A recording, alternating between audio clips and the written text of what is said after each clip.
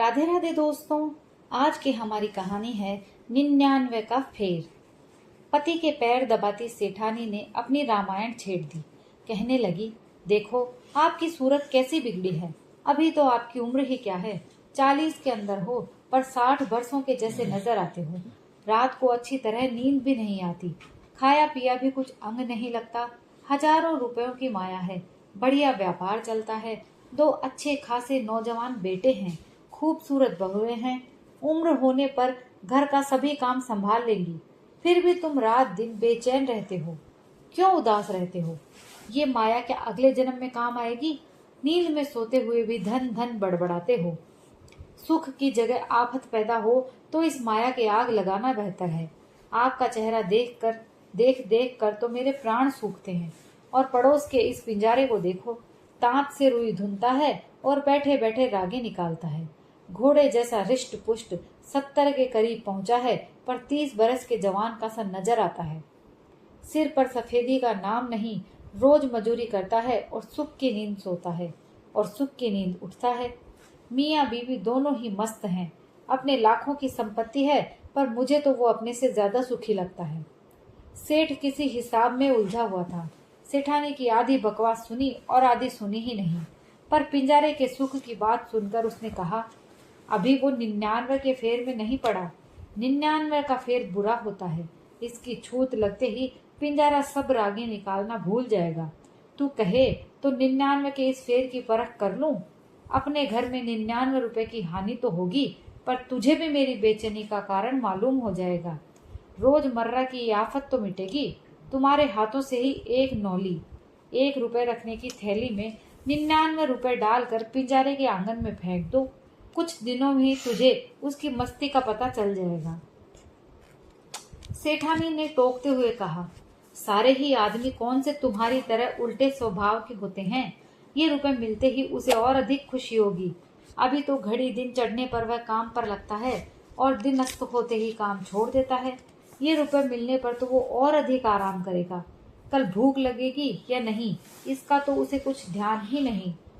सेठ ने कहा, आखिर तुम्हारे जच ही गई है तो 99 रुपयों की हानि उठानी ही पड़ेगी।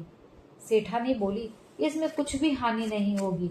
मैं कहती हूँ कि हाथ में आते ही पिंजारा 99 रुपए की थैली हमारे घर पहुंचा देगा। इसे तो रुपयों से तनिक भी लगाव नहीं, खरी मजूरी करता है और जिंदगी की मौज लूटता है। आखिर पति पत्नी के परस्पर विवाद का ये नतीजा हुआ कि दूसरे दिन सूरज के उगते ही पिंजारी आंगन में झाड़ू लगाने लगी तो उसे रुपयों से भरी एक नीली थैली मिली।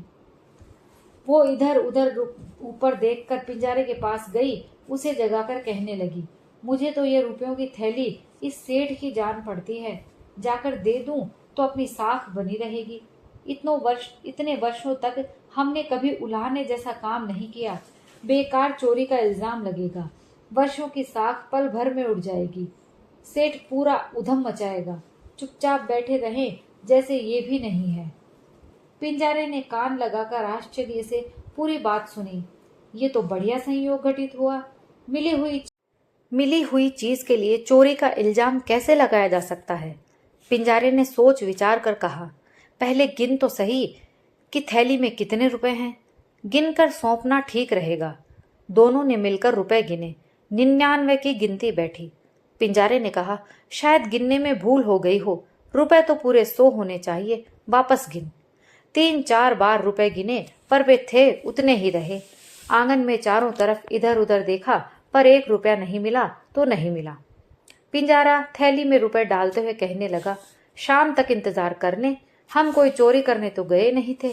क्या पता कोई पक्षी यहाँ थैली पटक कर गया हो।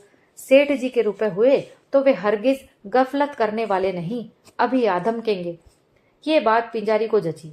सेठानी ने उसे 2-3 बार तकिए और गद्दे भरने के लिए बुलाया, तो भी उसने थैली के रुपयों का कोई जिक्र नहीं किया। सेठानी की बात झूठी और सेठ की बात सच हो जाएगी क्या? 3 दिन तक थैली के रुपयों की फुसफुसाहट तक नहीं हुई। जिस समय सेठ ने अपनी पत्नी को ताने मारते हुए थैली वापस आने की बात की, उस समय पिंजारा 1 रुपया जोड़कर पूरे 100 रुपए करने की युक्ति विचार रहा था। दिन अस्त होने के बाद भी पिंजारे के घर पर रुई धुनने की आवाज निरंतर तेजी के साथ सुनाई पड़ने लगी और आधी रात ढलने पर वो ही धुन धुन की आवाज आती रही। सेठ ने करवट बदलते हुए कहा, देख तो सेठानी, ये कोई सपना है या सच है? इतने वर्षों में कभी पिंजारे के घर पर इस समय धुनने की आवाज नहीं सुनाई दी। आज ये नई बात कैसे? मेरी बात कुछ कुछ तुम्हारी समझ में आई क्या? सेठानी ने कहा, बस बस, चुपचाप सोते रहो, क्यों मेरा सिर पचा रहे हो? कोई अपने घर में काम करे तो तुम्हें क्यों बुरा लगता है? सवेरे घड़ी रात रहते भी वही धुनक धुनक। यूं करते करते 5-7 दिन बाद पिंजारे ने पूरा कलदार रुपया थैली में डाल दिया। पूरे 100 रुपयों का जुगाड़। दोनों के हर्ष का पार नहीं था। पिंजारे के बाद पिंजारी रुपए गिनती और पिंजारी के बाद फिर से पिंजारा रुपए गिनता। धुनाई की आवाज और पिंजारे के गले से भी इन रुपयों की मधुर आवाज कितनी मीठी है। पिंजारा तो चुपचाप रुपए बढ़ने के सपने देखने लगा। 100 के 1000, 1000 के लाख और लाख के करोड़ होते क्या देर लगेगी? वो चाहे तो दुनिया की सारी माया को धुन सकता है। सूरज, चांद और आकाश के 9 लाख तारों को भी धुन सकता है। इच्छा और मेहनत हो तो कोई बात मुश्किल नहीं। लाख रुपए इकट्ठे हो जाएं तो हाथी पर सोने का हौदा लगाकर सवारी करूं, वहां बैठा बैठा ही रुई धुनूं, सारे गांव की परिक्रमा दूं, राजा रानी के सिवाय किसी का भी काम नहीं करूं। एक तकिए की भराई, सोने की मुहर, इच्छा हो तो भराओ। कपास के पौधे में रुई की जगह सोने के रेशे पैदा हो तो कैसा बढ़िया काम बने। पिंजारे को तो खुली आंखों सफेद सफेद रुई में सोने की जगमगाहट नजर आने लगी। अब तो वो सारी रात भर धुनक धुनक की झंकारे उड़ाने लगा। निरंतर 5-5 दिन तक सोने का नाम तक नहीं, रोटी खाने का भी मन नहीं करता। यूं रात दिन काम करते करते और भूखों मरते मरते उस पिंजारे ने जैसे तैसे 100 रुपए और इकट्ठे कर लिए। 200 तो हो गए। थोड़े दिनों में ही पिंजारा एकदम बुढ़ा हो गया। देखते देखते उसके सिर पर रुई के समान सफेदी फैल गई, गाल पिचक गए, आंखें गहरी धस गई, कमर दोहरी हो गई। तो भी एक क्षण भर के लिए भी वो आराम नहीं करता, काम में कसर रखने लग गया। 99 की छूत से बचने वाले दुनिया में बिरले ही होते हैं। 99 की मार मौत से हल्की नहीं होती। रुपए बढ़ने के साथ साथ पिंजारे की सारी मस्ती, उसका संतोष, उसका सारा आनंद सभी एक साथ समाप्त हो गए। बैरी दांत भी धीरे धीरे गिर पड़े। पिंजारा तो भी बड़ा खुश था। रुपए इकट्ठे करने का सुख तो केवल इकट्ठे करने में ही है। सेठानी ने पड़ोसी का ये ढंग देखा तो कहने लगी, कोई बात नहीं, रुपए तो एक कम 100 अपने घर से गए, पर लाख रुपयों की सीख हाथ लग गई कि 99 की मार मौत की मार से दुगुनी होती है। अपने जितनी माया एकत्रित करने में तो ये 100 जन्मों तक धुलता ही रहे तो भी बहुत कम है। बेचारे की ये दुर्गति देखकर तो दया आती है। 99 की गजब छूत लगी इसे। अब तो मरने पर भी इसका अंत आएगा। दोस्तों, ये कहानी यहीं समाप्त होती है। अगर आपको कहानी पसंद आई हो तो प्लीज़ लाइक और शेयर कीजिए और कमेंट करके ज़रूर बताइए। और अगर आप मेरे चैनल पर नए हैं तो प्लीज़ चैनल को सब्सक्राइब कर लीजिए। कहानी सुनने के लिए आप सभी का बहुत बहुत धन्यवाद।